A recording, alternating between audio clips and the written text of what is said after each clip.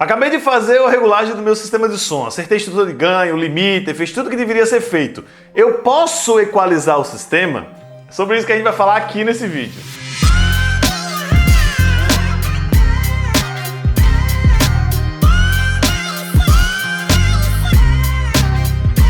Fala aí, gênio! Eu sou o Renan Lopes, idealizador aqui do projeto Estudo Áudio. Seja muito bem-vindo a mais um programa de resposta com frequência.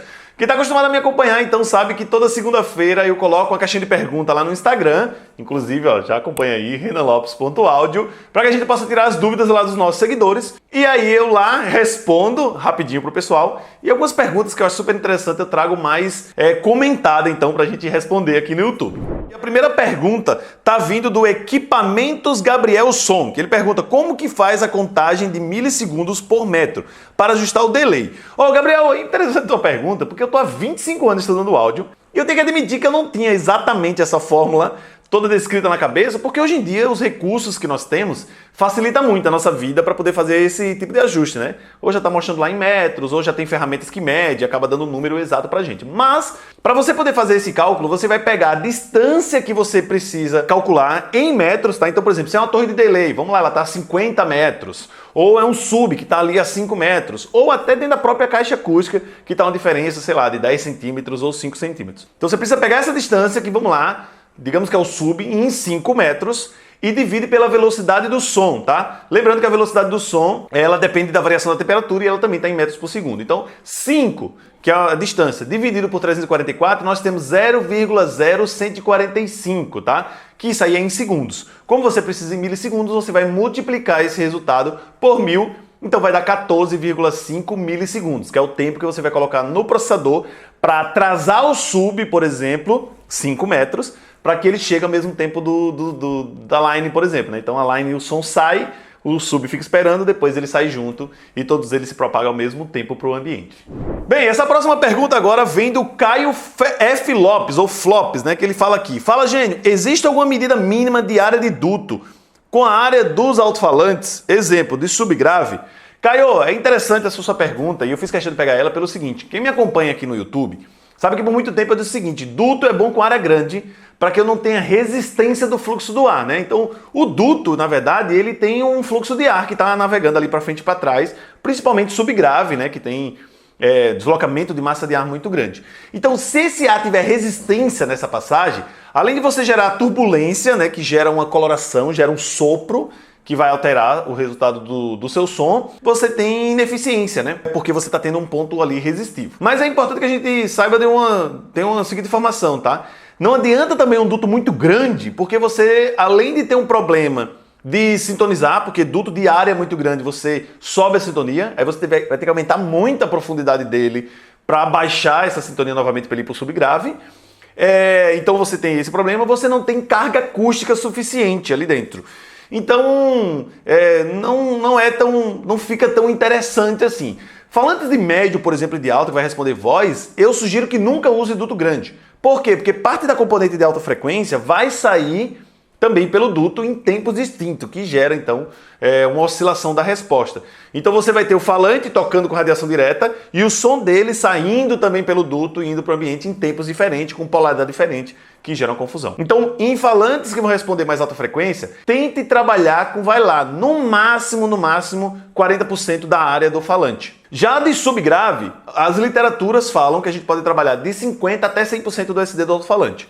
Eu só peço que você tenha cuidado no usar o 100%, porque fica um duto expressivamente grande. Aí, inclusive, eu já aproveito a oportunidade para dizer que a gente tem um curso 100% online para projetistas de caixas acústicas. Vou deixar o link aí na descrição, www.estudodoaudio.com.br/caixas. Então, quer aprender sobre esse fascinante mundo da caixa, aprender a projetar seu alto-falante, projetar suas próprias caixas acústicas e criar um PDF para você comercializar aí, para poder fazer uma renda extra, então vai lá no nosso treinamento 100% online. Você vai assistir aí na sua casa.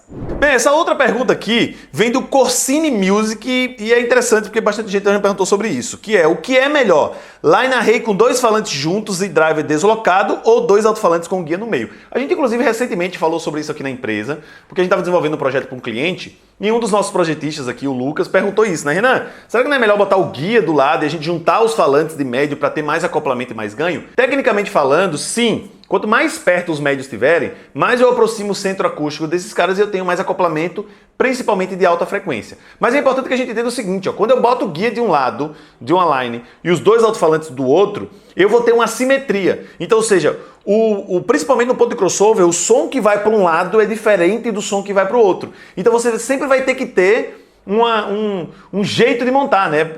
Os guias sempre para dentro. Então um line vai estar normal, o outro vai ter que estar de cabeça para baixo para botar os guias sempre para dentro, né? Então, ou seja, porque a dispersão não fica igual. Eu, particularmente, sempre opto por colocar o guia no meio e os falantes do lado, porque eu tenho mais simetria na dispersão. Então quem está desse lado vai ouvir o som igualzinho do outro, porque os tempos de entregas vão ser basicamente iguais, né? Então, assim, é claro que tem outros conceitos mais técnicos falando sobre isso aqui, mas o que eu quero que fique fácil e claro na sua mente é, junto os falantes eu aumento o acoplamento de alta, mas eu atrapalho na dispersão. Então, se você quer força, está preocupado com o meio, junta os falantes e bota o guia de lado, mas tem problema na hora da montagem. Quer a melhor distribuição, mais homogêneo, né? E a coisa acontece igual para todos os lados, os dois falantes e o guia ali no meio. E, inclusive, projeto de caixas lines, guia de onda, plug de fase, a gente também fala lá no nosso curso. Link aí na descrição.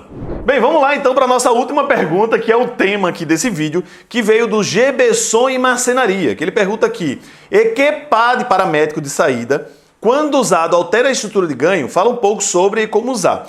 Muito interessante sua pergunta, porque a gente recebe diariamente pessoas perguntando se depois que ele fez toda a estrutura de ganho, acertou os limites, ele pode usar equalizador. Eu sempre sugiro que sim, tá? Porque principalmente o nosso ouvido não tem resposta plana. É igual usar o loudness. O loudness, eu digo pro pessoal que, cara, pode usar. Se você preveu o uso do loudness na estrutura de ganho, viu que ele não está distorcendo o sinal, você pode utilizar, porque o nosso ouvido não é plano. Então, em volumes mais baixos, nosso ouvido precisa de ganho no grave e no agudo. Em volumes mais altos, ele já não precisa, porque a gente tende a ouvir esse negócio mais plano. Então, eu sempre digo que sim, você pode usar equalizador tranquilamente. Que cuidado você precisa ter? A grande maioria dos processadores, principalmente do mercado de som automotivo, eles tendem a suportar, vai lá, de 2 a no máximo 3,5 volts na entrada e também na saída, tá? E a mesa de som tende a jogar 6, 9 volts na saída dela. Então vamos supor, você fez toda a sua estrutura de ganho para não saturar o seu processador com 2 volts. Só que a sua mesa pode entregar 6. Então você também não pode ir com volume até o final, ou se você botar um equalizador, você vai aumentar a tensão de saída da sua mesa, que por consequência vai saturar a entrada do processador. Não tem nada que segure. Então, se você fez a estrutura de ganho certinho, contemplou esses ganhos para não saturar o processador, você pode usar tranquilamente, tá? Agora, o que eu sempre sugiro? Você quer fazer a equalização no seu sistema? Tente sempre que possível utilizar dentro do processador. Por quê? Porque você vai entrar com 2 volts na sua estrutura de ganho e lá dentro do processador você vai equalizar. Nessa equalização, o limiter já enxerga e aí ele acaba controlando e não manda essa tensão mais alta na saída. Então quando você tiver com o volume mais baixo, essa equalização vai estar bem alta, ela vai chegar primeiro no limite e vai limitar o som. Lembrando que som limitado ele tende a alterar um pouco da sonoridade e não fica tão bom de ouvir. Então é muito importante que você tenha cuidado para não exagerar na equalização e acabar deixando o seu som ruim. Geno, eu sei que é um tipo de conteúdo que não daria para eu ensinar só explicando aqui. A ideia é despertar para ti das possibilidades para que você possa ter interesse em buscar ainda mais conhecimento. E se você quiser aprender ainda mais sobre elétrica e alinhamento de som automotivo, a gente também tem um curso online para você assistir aí no conforto da sua casa. Também está aqui embaixo na descrição no www.estudodoaudio.com.br/alinhamento, tá? Tem conteúdo pra caramba que você pode aprender sobre estrutura de ganho, aplicação de potência, limiter. Olha, tem uma aula de 6 horas ao vivo que eu fiz no meu sistema de som, se você quiser aprender sobre elétrica e alinhamento do sistema de som. Quero te agradecer por ter estado comigo, não esquece de colocar aqui as tuas perguntas e os teus comentários que você quer que a gente traga então no próximo conteúdo. E se não está inscrito no canal, pelo amor de Deus, cara, se inscreve que a gente tá vindo toda semana aí para trazer conteúdo. Obrigado por ter estado comigo até agora, um grande abraço e até a próxima semana. Valeu, Eugênio!